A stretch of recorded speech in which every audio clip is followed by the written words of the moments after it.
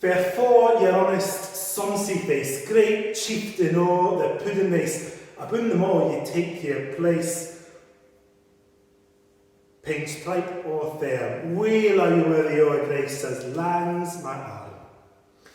The groaning trencher there you fill, your hud is like a distant hill, your pin would help to mend a mill in time o' need, while through your pores the dews distill like amber mead.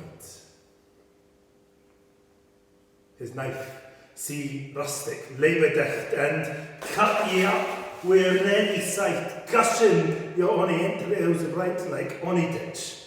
And then, oh, what a glorious sight, warm, reeking, rich. And then, horn for horn, then stretch and stride, till take the hindmost on they drive, till all their wheel-tailed kites alive are bent like drums. The old man mace till I bethank it hums. Is there his French ragout, or olio that would spaw a spew, or fricassee that would mak a spew with perfect skinner, looks down with sneering, scornful view on sick a dinner. Poor dear.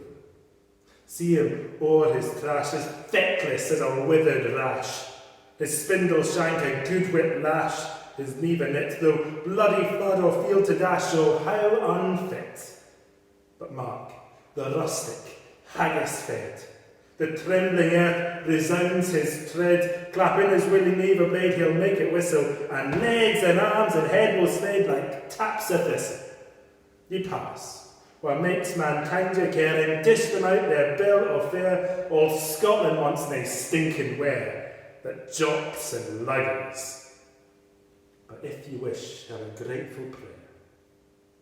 Gira Haggis.